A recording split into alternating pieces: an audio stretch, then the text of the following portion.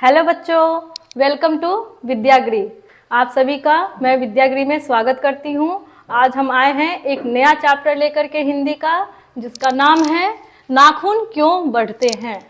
यह चैप्टर बहुत ही इंटरेस्टिंग है और बहुत ही सस्पेंस वाला भी है कि आखिर नाखून क्यों बढ़ते हैं। ये हमारे जो ये नाखून है ये क्यों बढ़ते हैं, इसका क्या काम है, क्यों हम नाखून को बढ़ते हैं तो फिर काट देते हैं, या जो भी बहुत तरह के मन में क्वेश्चंस होते हैं, प्रश्न उठते रहते हैं।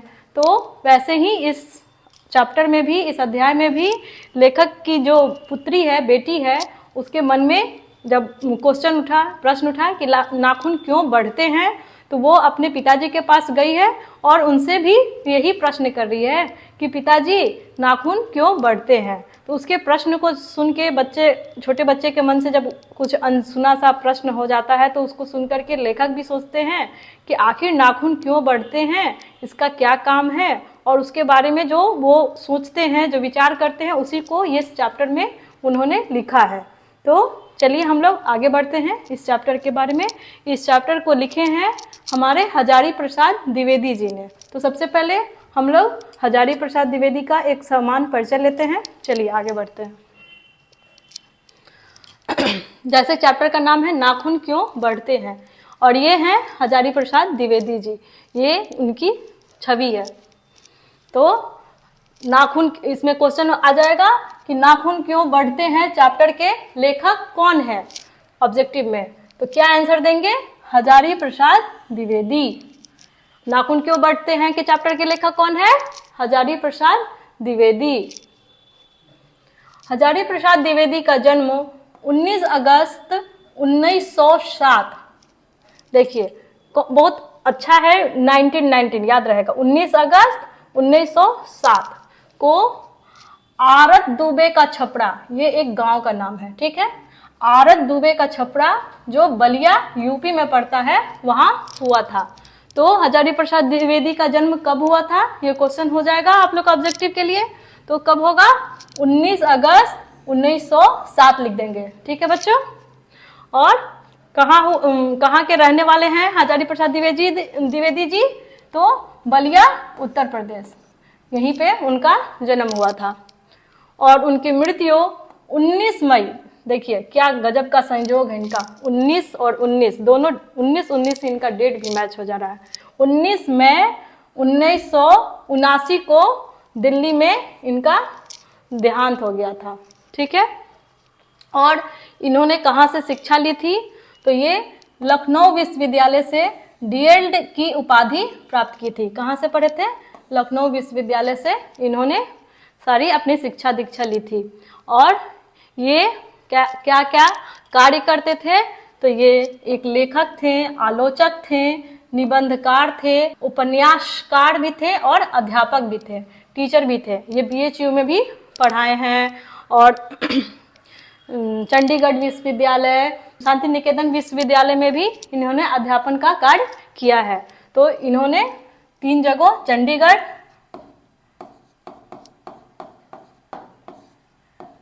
बीएचयू यानी बनारस हिंदू यूनिवर्सिटी, और शांति निकेतन,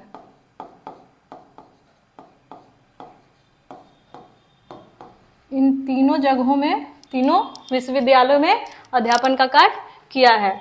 इनको 1957, कब? 1957 में किससे सम्मानित किया गया था? पद्म भूषण से। पद्म भूषण से 1957 में किसे सम्मानित किया गया है?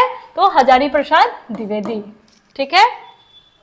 और 1973 में इन्हें साहित्य अकादमी पुरस्कार से सम्मानित किया गया है। किस चीज के लिए?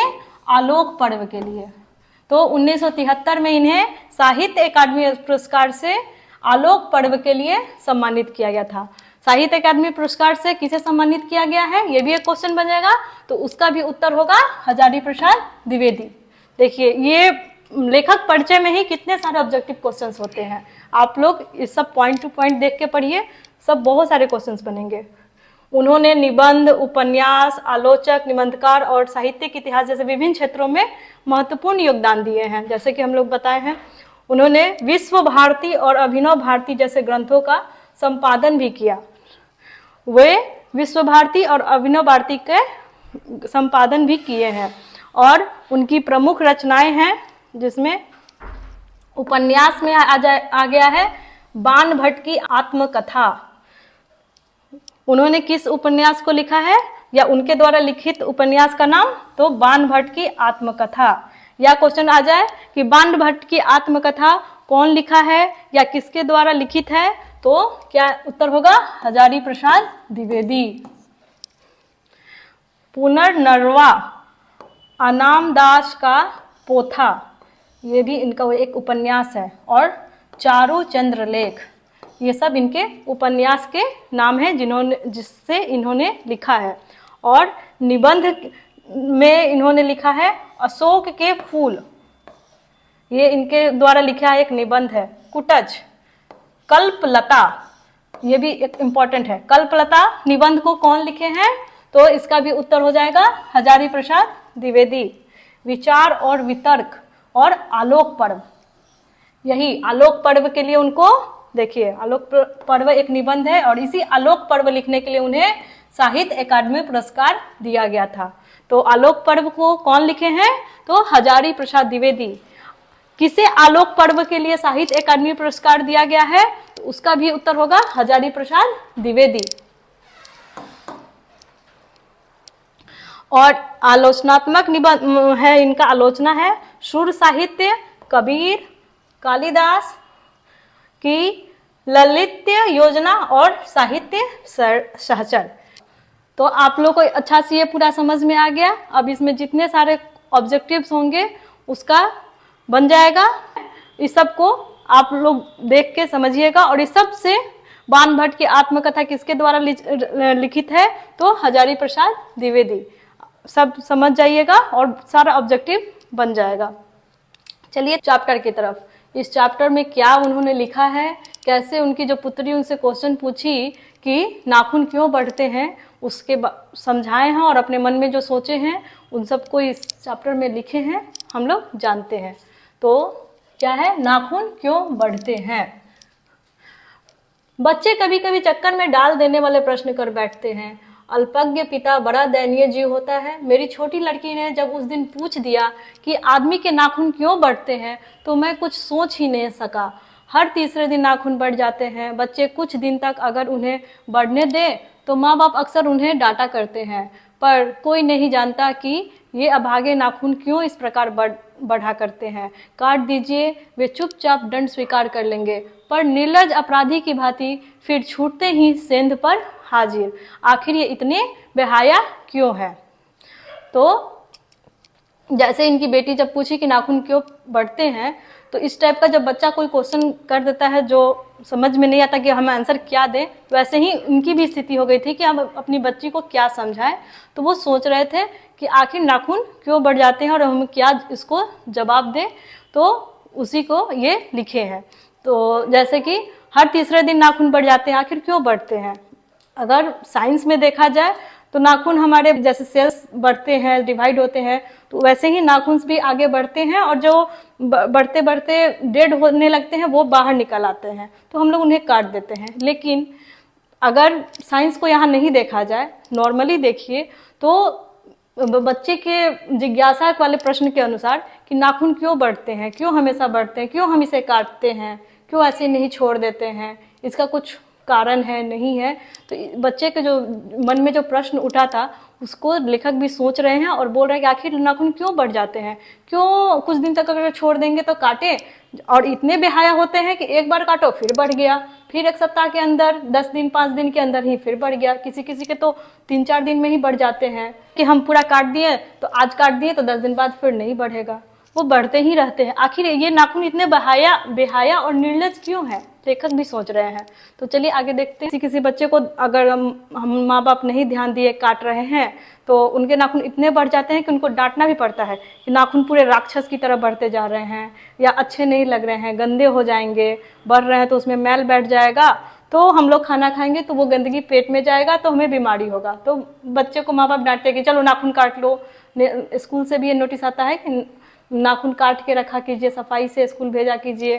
तो एक तो लगता है कि नाखून बढ़ रहे हैं तो उसमें गंदगी फंस जाता है, तो इसलिए हम उन्हें काटते हैं, लेकिन वो फिर भी क्यों बढ़ जाते हैं, इसका लेखक सोच रहे हैं और उसका बता रहे हैं हमें। कुछ लाख वर्षों की बात है, जब मनुष्य जंगली था। बहुत साल पहले जब मनुष्य जंगली था, मतलब जब हम लोग आदि मानव थे, तो उस समय के बात बोल रहे थे। जब हम लोग आदि मानव थे, वनमानुष जैसे, उसे नाखून की जरूरत थी। उस समय हम लोगों को इस नाखून की जरूरत थी। जब ये नाखून बढ़ते थे, तो उस समय तो हम लोग आदि मानव थे, इस नाखून को काटते नहीं थे। तो ये नाखून बढ़ते बढ़ते बढ़ते बढ़ते बहुत लंबे लंबे हो जाते थे, जो हथियार का काम करते थे, हमारी रक्षा का काम करते थे। और बड़े हुए नाखून से हम अपने आप को बचाते थे। कोई वैसा बाहरी जीव या कोई जानवर जो हमें हानि पहुंचाने आ रहा है, तो हम अपने नाखून से उसे मारने के लिए झपटते थे, तो नाखून उसमें खड़कुचा गया या उससे अपनी रक्षा कर पाते थे। तो उस समय के टाइम में नाखून की जरूरत जीवन रक्षा के लिए होती थी।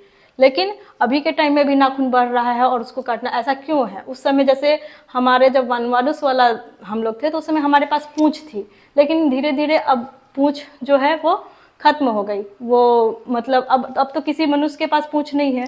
तो वैसे ही जब हमारे नाखून उस समय की जरूरत थी, बढ़ती थी, तो हम लोग उससे अस्त्र की तरह यूज करते थे। लेकिन अब हम तो अस्त्र की तरह यूज नहीं करते हैं। अब हमारे पास बहुत सारे अस्त्र हो गए हैं हमारे लाइफ में। तो अभी भी क्यों नाखून बढ़ते हैं, ये क्वेश्चन आ रहा था। तो चलिए पढ़ते हैं। कुछ ही वर्षों की बात है, जब मनुष्य जंगली था, वनमानुष जैसा था, उसे नाखून की जरूरत थी जीवन रक्षा के लिए। नाखून बहुत जरूरी थे। असल में वही उसके अस्त्र थे। दांत भी थे, पर नाखून के बाद ही उसका स्थान था। अस्त्र के रूप में दांत का भी इस्तेमाल होता था। किसी को पकड़े, झपट्टे, जैसे शेर लोग को नहीं देखे हैं, झपटा मारा और फिर मुंह दांत से भी लगा देता था। तो वैसे ही मनुष्य भी जब वनमानुष था, तो उसी टाइप से जानवर जैसा ही जीता था।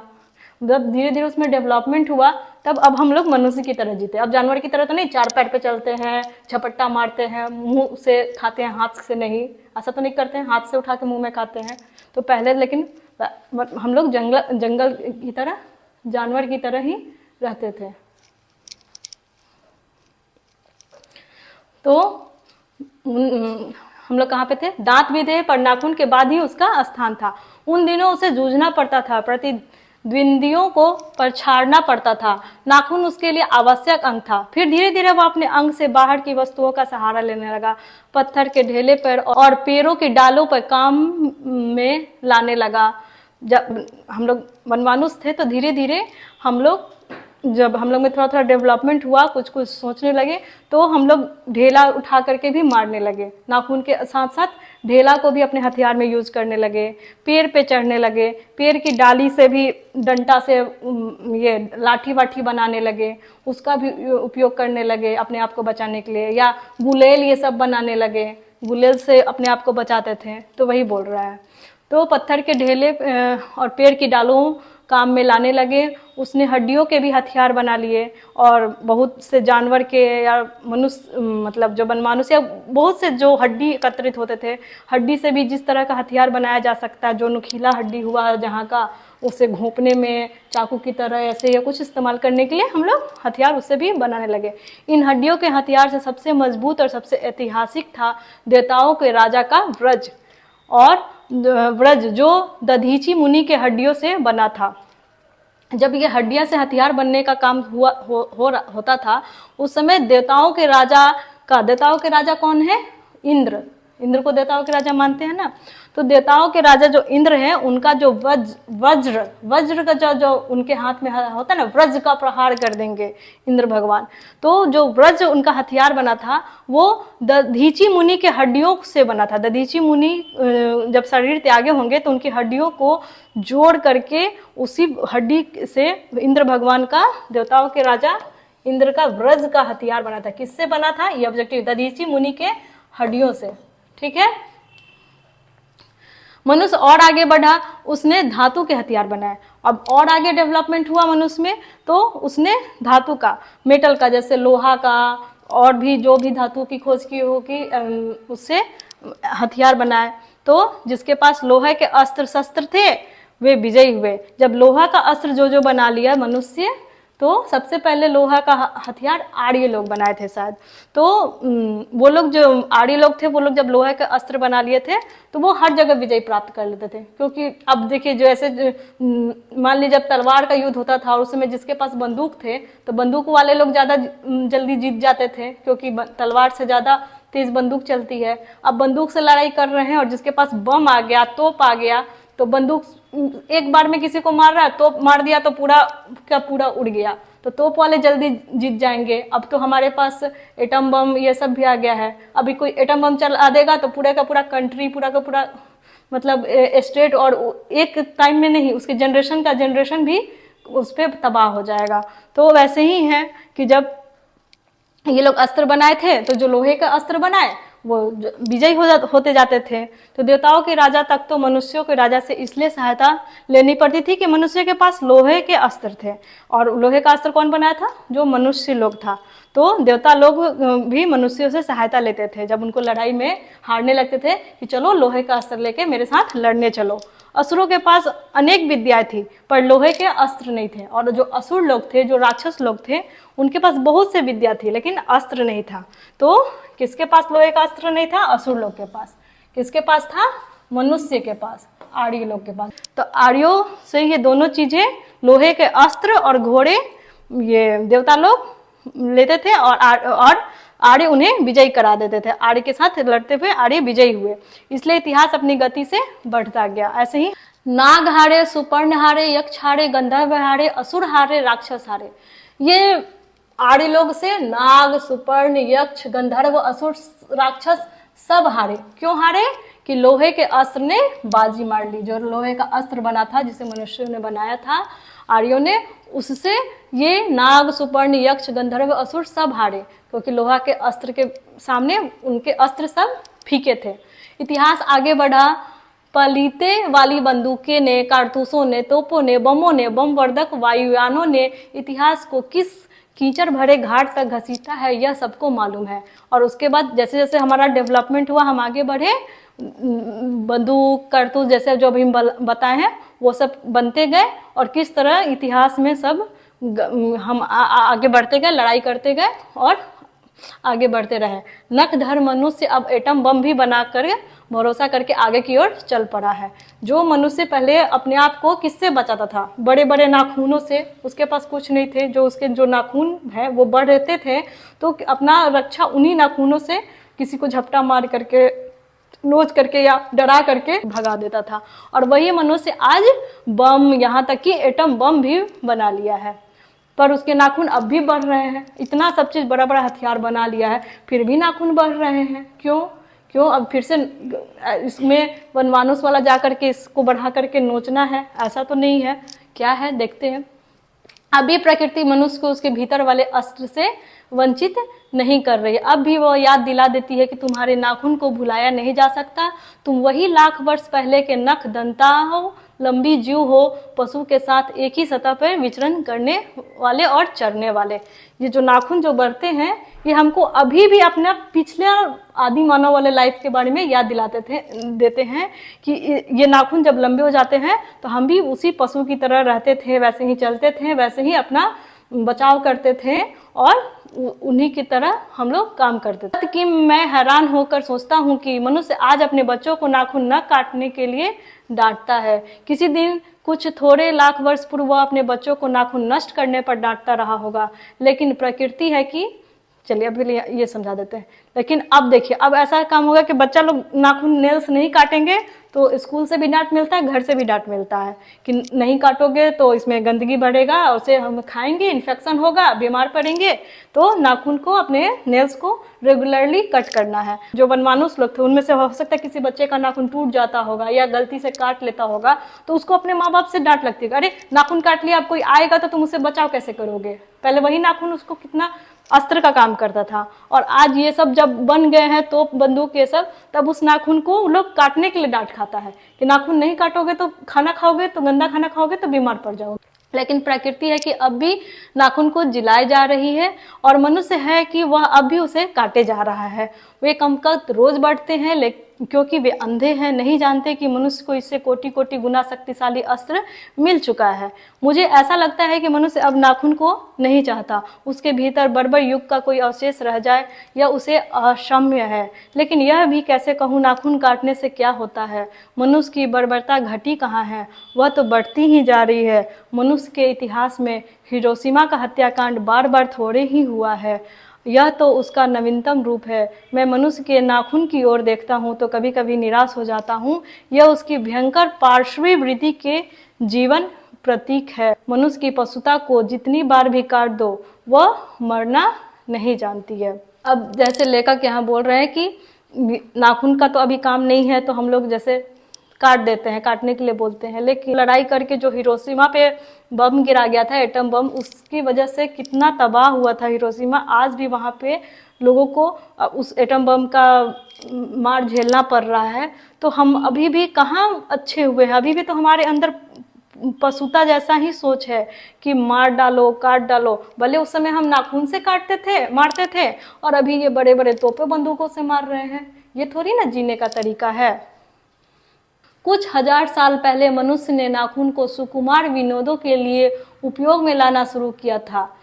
अब बोल रहे हैं, अब जब आदि मानव थे उसी समय, कुछ आदि मानव के बाद जब थोड़ा सा डेवलपमेंट हुआ था, तो एक समय में यही मनुष्य अपने नाखूनों को खूब अच्छा से तराश के सजा करके सुंदर बना के रखता था, क्योंकि उसको जिसके जितने सुंदर नाखून उतने आकर्षित लोग वो होते थे। वात्स्यायन के काम सूत्र से पता चलता है कि आज से 2000 वर्ष पहले का भारतवासी नाखूनों को जम के संवारता था। उनके काटने की कला काफ़ी मनोरंजक बताई गई थी। त्रिकोण, वर्तालुकार, चंद्राकार, दंतुल और विविध आकृतियों के नाखून उन दिनों के विलासी। देखिए किस टाइप का नाखून लोग काटते थे, त्रिकोणा काटते थे सुंदर दिखने के लिए, वर्तालुकार, चंद्राकार, दंतुल और बहुत से अलग अलग आकृति के नाखून को काटते थे, उसको सजाते थे, उसको कलर करते, रंगते थे। और किस लिए? क्योंकि उस समय जो जितना, जैसे अभी लोग होता है ना कि कहीं पार्टी में जाता है, जो जितना टिप टॉप अच्छा से सुंदर बन के जाता है उतना आकर्षित दिखता है।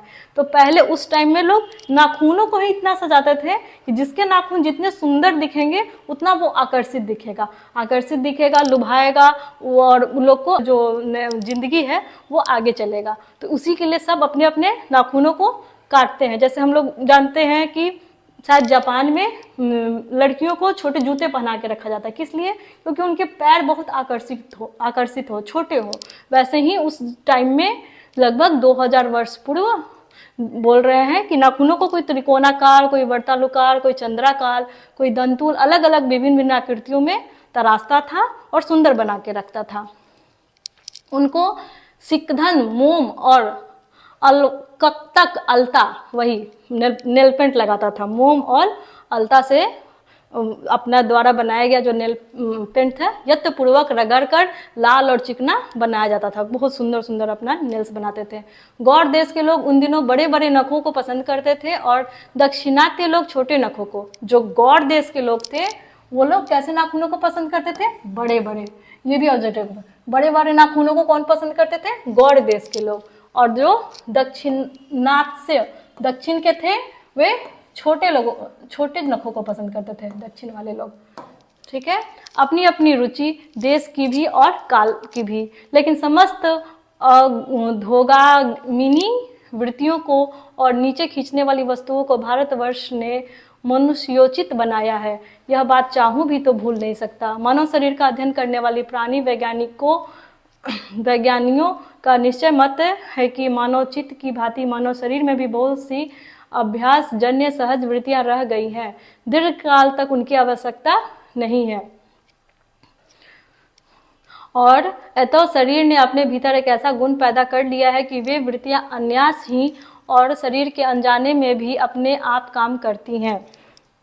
नाखून का बढ़ना उनमें से एक है। जैसे वही बोल रहा है कि पहले जैसे हम लोग में जो पूंछ था, पूंछ हट के अब छोटा, धीरे धीरे डेवलपमेंट में ख़त्म हो गई, लेकिन अभी भी हमारे शरीर के अंदर उसका थोड़ा सा अंश है, लेकिन वो अन्यास ही अपना काम अनजाने में करता रहता है। उसी की तरह से नाखून भी है जो हमेशा बढ़ते रहता है। जो भी एक्स्ट्रा नाखून डेड हो जाता है वो आगे बढ़ते रहता है, क्योंकि पूर्व जन्म में हम लोग इससे अस्त्र का काम करते थे, ये बढ़ता था, तो उसी जैसा ये नाखून का बढ़ना अभी हमारे जीवन में खत्म नहीं हुआ है। मतलब प्राकृतिक चीज़ है जो हमेशा होते रहेगी।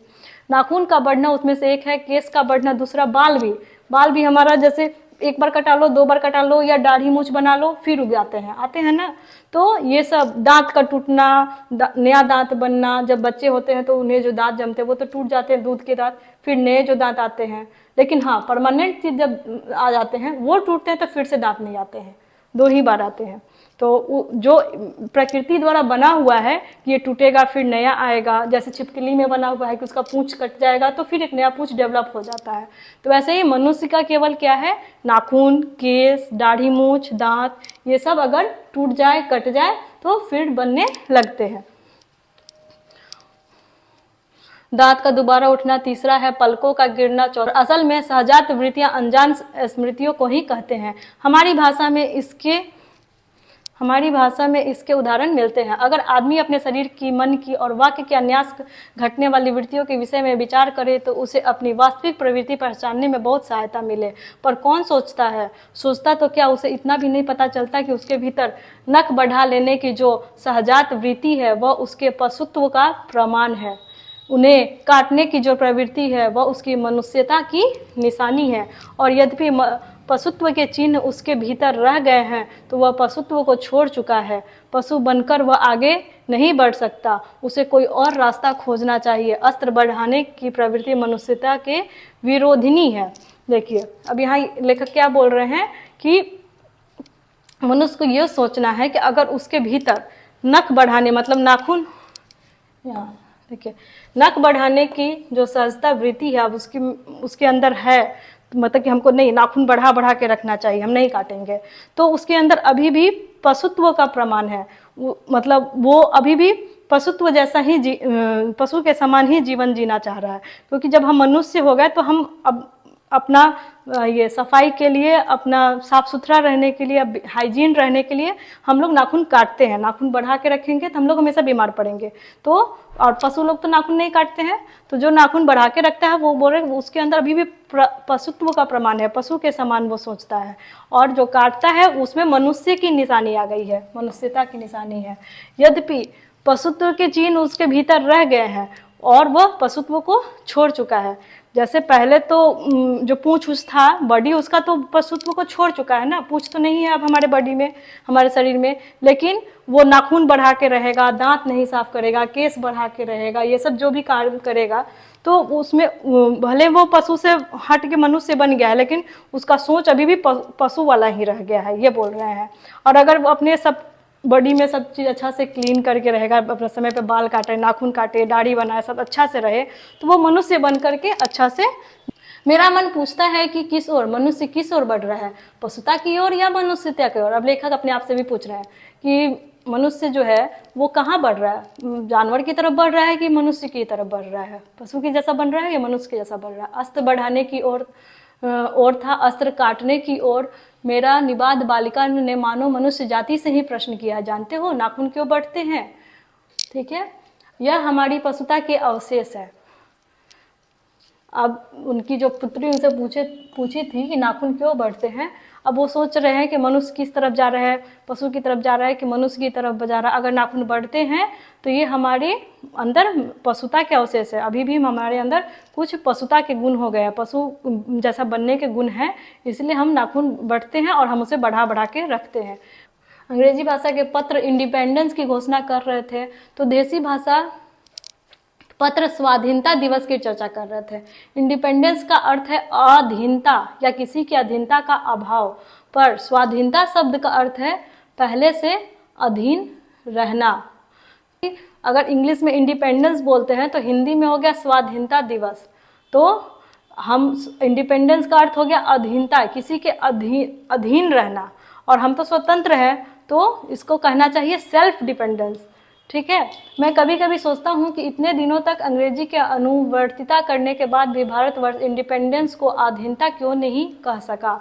उसने अपने आज़ादी को जितने भी नामकरण किए, स्वतंत्रता, स्वराज, स्वाधीनता, पर सब में स्व का बंधन अवश्य रखा। ये बोल रहे हैं, देखिए, आज़ादी के लिए स्वतंत्रता मतलब आज़ादी, स्वराज्य मतलब हम अपने स्वराज्य हैं, और स्वाधीनता किसी के अधीन नहीं है, ये सब में स्व का बंधन जरूर रखा है। कि यह क्या संयोग की बात है, यह हमारी समूची परंपरा ही अनजाने में हमारी भाषण के द्वारा प्रकट होती रही है। मुझे प्राणी विज्ञानी की बात फिर याद आती है। सहजात वृत्ति अनजानी स्मृतियों का ही नाम है। स्वराज्य होने के बाद स्वभावतः ही हमारे नेता और विचारशील नागरिक सोचने लगे कि इस देश को सच्चे अर्थ में सुखी कैसे बनाया जाए। हमारे देश के लोग पहली बार यह सब सोचने लगे हों, ऐसी बात नहीं। हमारा इतिहास बहुत पुराना है। हमारे शास्त्रों में इन समस्या को नाना भावों और नाना पहलुओं से विचार किया गया है। हम कोई नौसिखिए नहीं है जो रातों रात अनजान जंगल में पहुंचकर आरक्षित छोड़ दिए गए हों। हमारी परंपरा महिमामय, उत्तराधिकार विपुल और संस्कार उज्जवल हैं।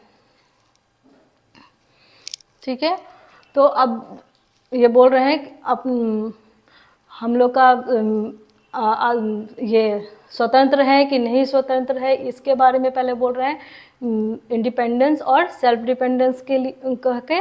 और ये बोल रहे हैं कि हम कोई नौसिखिए नहीं है जो रातों रात हमको अपने वनमानों से उठा करके या कहीं ऐसे ही छोड़ गया हो। हम लोग तो धीरे धीरे स्टेप बाय स्टेप बढ़े हैं ना।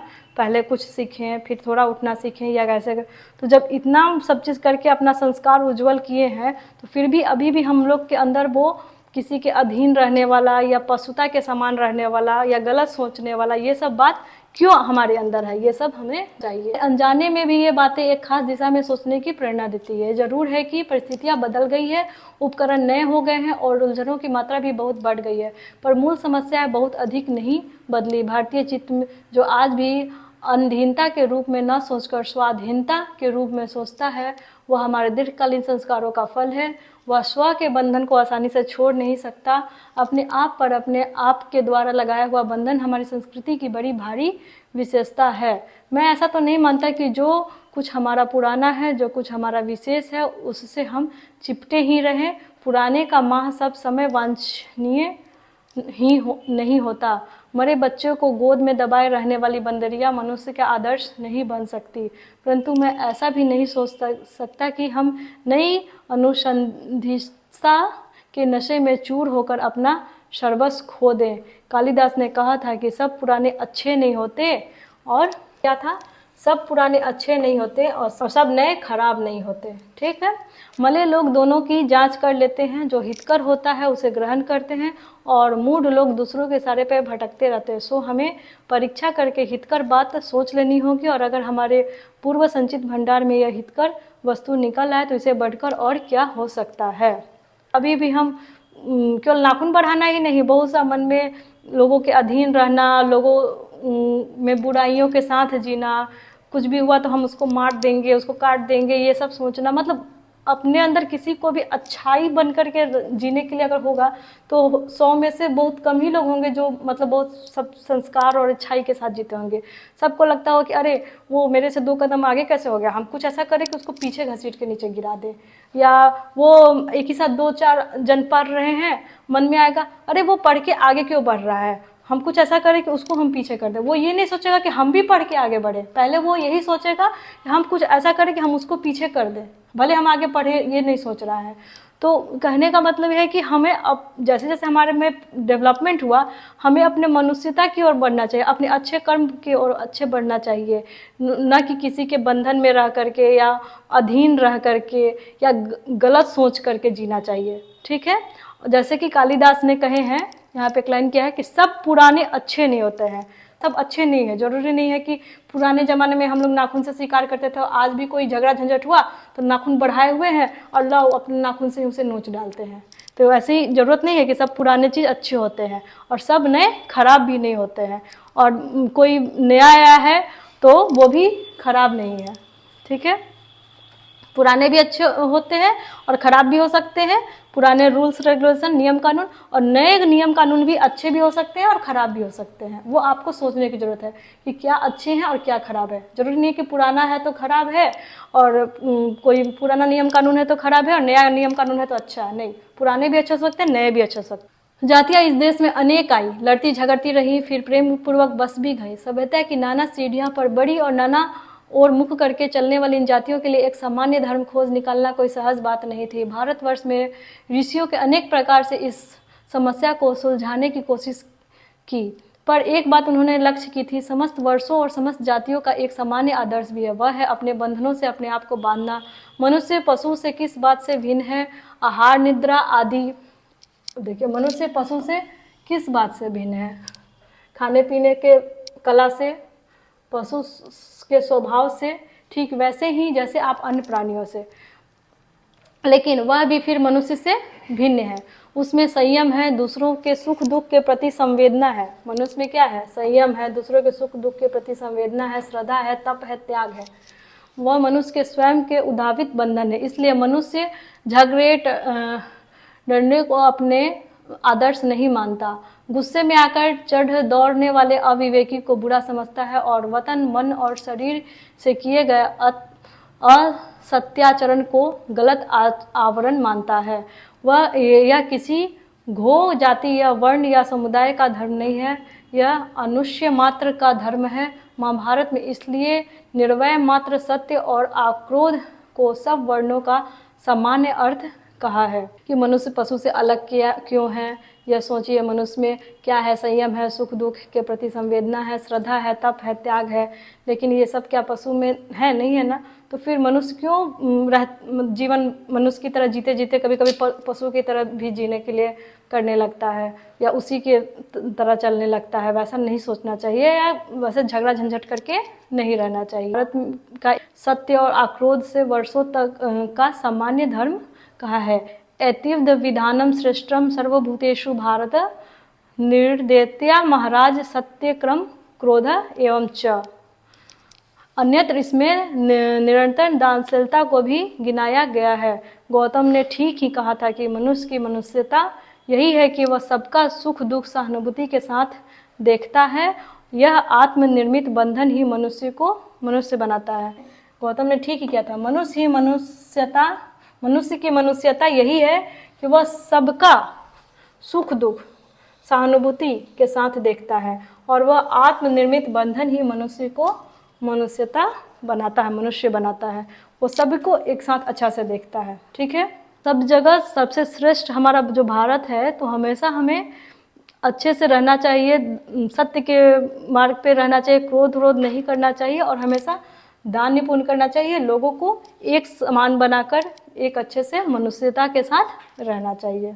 अहिंसा, सत्य और आक्रोध मूलक धर्म का मूल उत्स यही है। मुझे आश्चर्य होता है कि अनजान में भी हमारी भाषा में यह भाव कैसे रह गया, लेकिन मुझे नाखून के बढ़ने पर आश्चर्य हुआ था। अज्ञान सर्वत्र आदमी को पछाड़ता है और आदमी है कि सदा उसे लोहा लेने को कमर कसे है। अज्ञान, हमारे पास जब ज्ञान कम होगा तो आदमी पीछे जाएगा, लेकिन हम कम ज्ञान में भी नहीं जानते हैं कोई चीज़ के बारे में, लेकिन अगर कभी हमको उससे तर्क वितर्क होगा तो जाने या नहीं जाने लेकिन लड़ने जरूर चले जाएंगे। मनुष्य को सुख कैसे मिलेगा? बड़े बड़े नेता कहते हैं वस्तुओं की कमी है और मशीन बैठाओ, उत्पाद बढ़ाओ और धन की वृद्धि करो और बाह्य उपकरणों की ताकत बढ़ाओ। एक बुढ़ा था, उसने कहा था बाहर नहीं भीतर की ओर देखो। यहाँ बोल रहे हैं कि जब बड़े बड़े नेता हैं वो लोग क्या बोलेंगे कि डेवलपमेंट करो, वस्तु बढ़ाओ, मशीन बढ़ाओ, सामान को बढ़ाओ, पैसा को बढ़ाओ, अनाज को बढ़ाओ, मतलब सब जो कृत्रिम चीज़ है उन सब चीज़ों को बढ़ाओ। लेकिन कोई बुजुर्ग थे वो बोले थे कि नहीं, मनुष्य को सुख कैसे मिलेगा? अपने भीतर को देखो, तुम्हारे बाहर नहीं। तुम बाहर कितने शौक सामान के साथ, कितने वाजस्व के साथ वो मत देखो, तुम्हारे अंदर क्या है वो देखो। तुम अपने आप को कितने अच्छे से रखे हो, तुम अपने अंदर क्या सोचते हो, किसी दूसरे के बारे में तुम्हारे अंदर क्या भावना है, तुम कितना बात करने में झूठ सच करते हो नहीं करते हो। अपने आत्म को पहले सोचो, अंदर को देखो। हिंसा को मन से दूर करो। देखो लिखा है ना, हिंसा को दूर करो। किसी के बारे में हमको उसको गलत हुआ तो जाकर के भी बोले थे ना कि अगर कोई किसी से आगे बढ़ रहा है तो ये नहीं सोचेगा कि हम भी अच्छा करें तो हम भी आगे बढ़ सकते हैं। वो पहले ये सोचेगा कि हम क्या करें कि उसको हम पीछे धक्का दे दें या उसका रास्ता काट दें, उसको आगे नहीं बढ़ने दें, ये सोचेगा। तो हिंसा को मन से दूर करो, मिथ्या को हटाओ, क्रोध और द्वेष को हटाओ, इन सब चीज़ों को। लोग के लिए कष्ट सही, आराम की बात मत सोचो, प्रेम की बात सोचो, आत्मतोषण की बात सोचो, काम करने की बात सोचो। ठीक है। हाँ, प्रेम ही बड़ी बीज है क्योंकि यह हमारे भीतर है। वो लता पशु की प्रवृत्ति है। ऐसे ही छोटे छोटे बात पे खूब उछल रहे हैं, अपने आप को दिखा रहे हैं, भले आपके अंदर कुछ उतना ज्ञान ये सब नहीं है, लेकिन अपने आप को बस दिखाते रहना, अपने आप को तारीफ करते रहना, यह पशु की प्रवृत्ति है। जैसे होता है ना, थोड़ा सा पशु लोग कुछ कार्य सीख गया तो उसको बहुत कर करके दिखाया। जैसे बंदर को कुछ सिखा दो तो वो 5 बार एक बार ताली बजाओ या कुछ डमरू बजाओ तो नाचना चालू कर देगा, नया चीज़ सीखा है। तो उस टाइप से नहीं, हमारे अपने अंदर सब चीज़ अच्छा से आत्मज्ञान लेना है, सब चीज़ अच्छा से रहना है, दूसरे के विषय में कभी भी गलत नहीं सोचना है और हमेशा अपने तो आगे बढ़ने का सोचना है, साथ में दूसरे कोई बढ़ रहा है तो उसे भी सपोर्ट करना है, ये नहीं कि उसका रास्ता काटना है। स्व का बंधन मनुष्य का स्वभाव है। बूढ़े की बात अच्छी लगी या नहीं पता नहीं, उसे गोली मार दी गई। अब देखिए, आदमी के नाखून बढ़ने की प्रवृत्ति को हावी हुई। अब ये क्यों गोली मार दी गई? क्योंकि जैसे नाखून हमारा बढ़ता है तो हमारे अंदर पशुता का भाव आ जाता है, तो उसका बात अच्छा नहीं लगा। बहुत बूढ़ा बोल रहा है प्रेम से रहो, ऐसे वैसे करो, ये सब करो, चलो इसको गोली मार देते हैं। तो ये तो मेरे अंदर पशुता आ गया, तो उसे गोली मार दिया। मैं हैरान होकर सोचता हूँ बूढ़े ने कितनी गहराई में बैठकर मनुष्य की वास्तविकता चरितार्थता का पता लगाया था। कितने गहराई से मनुष्य को कैसे रहना चाहिए, हिंसा मत करो, झूठ नहीं बोलो, क्रोध द्वेष नहीं करो, लोग के लिए सही, ये सब बातें बोला था। और वैसे अच्छी बात बोलने वाले लोग को गोली मार दी गई। ऐसा कोई दिन आ सकता है जबकि मनुष्य के नाखूनों का बढ़ना बंद हो जाएगा। पुरानी शास्त्रियों का ऐसा अनुमान है कि मनुष्य का अनावश्यक अंग उसी प्रकार झड़ जाएगा जिस प्रकार उसकी पूंछ झड़ गई है। अब लेखक सोच रहे हैं कि क्या ऐसा कोई दिन आ सकता है जब मनुष्य के नाखूनों का बढ़ना बंद हो जाएगा। ठीक है। पुरानी शास्त्रियों जो जीव विज्ञान पढ़ाते हैं, उनका अध्ययन किए हैं, उन लोगों का मानना है कि जैसे हमारी पूंछ झड़ गई समय के अनुसार बढ़ते बढ़ते, वैसे ही हो सकता है कभी ऐसा समय आएगा कि नाखूनों का जो अनावश्यक अंग है हमारे शरीर में, उनका बढ़ना या होना बंद हो जाए। उस दिन मनुष्य की पशुता भी लुप्त हो जाएगी। और जिस दिन ऐसा हो जाएगा कि हमारे मतलब नाखून नहीं बढ़ रहे हैं जो या हमारे अंदर है जो हमें पशुता की ओर ले जाता है, वो सब नहीं हो रहा है, तो वह मरणोत्तर शास्त्रों का प्रयोग भी बंद कर देगा। तब तक इस बात से छोटे बच्चों को परिचित करा देना वांछनीय जान पड़ता है कि मनुष्य की अपनी इच्छा है, अपना आदर्श है। बृहद जीवन में अस्त्र शास्त्रों का बढ़ना देना मनुष्य की अपनी इच्छा की निशानी है और उनकी बाढ़ को रोकना मनुष्यत्व का तकाजा है। मनुष्य में जो घृणा है, जो अन्यास बिना सिखाए आ जाती है, वह पशुत्व का घोतक है। बिना सिखाए अपने आप आ जाता है कि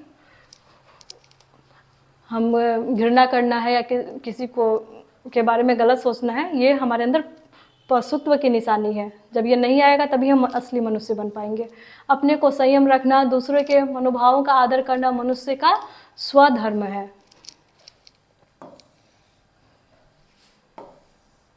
बच्चे यह जाने तो अच्छा हो कि अभ्यास और तप से प्राप्त वस्तुएं मनुष्य की महिमा को सूचित करती हैं। सफलता और चरितार्थ में अंतर है। मनुष्य मरण शास्त्र के संचयन से, बाह्य उपकरणों के बाहुल्य से उस वस्तु को पा भी सकता है जिसे उसने बड़े आडंबर के साथ सफलता नाम दे रखा है। परंतु मनुष्य की चितार्थता प्रेम में है, मैत्री में है, त्याग में है, अपने को सबके मंगल के लिए निशेष भाव से दे देने में है। नाखूनों का बढ़ना मनुष्य की उस अंत सहजात वृत्ति का परिणाम है जो उसके जीवन में सफलता ले आना चाहती है, उसको काट देना उस स्वनिर्धारित आत्मबंधन का फल है जो उसे चरितार्थता की ओर ले जाती है। कमबख्त नाखून बढ़ते हैं तो बढ़े, मनुष्य उन्हें बढ़ने नहीं देगा। हमें पशु की ओर ले जाए, लेकिन हम हमेशा अपने नाखून को काट काट के उन्हें बढ़ने नहीं देंगे और मनुष्य बन के रहेंगे और मनुष्य जैसा ही सोचेंगे। पशु जैसा सोच और पशु जैसा बन के रहना नहीं चाहेंगे।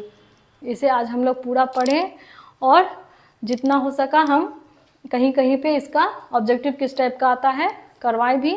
उम्मीद है आपको ये चैप्टर पूरी अच्छी तरह से समझ में आया होगा और इसका क्वेश्चन आंसर हम आगे ऐप में इसका लिंक भेज देंगे और वहाँ से आप लोग ऑब्जेक्टिव भी पूरा और क्वेश्चन आंसर दोनों का देख लीजिएगा और कर लीजिएगा और समझ लीजिएगा।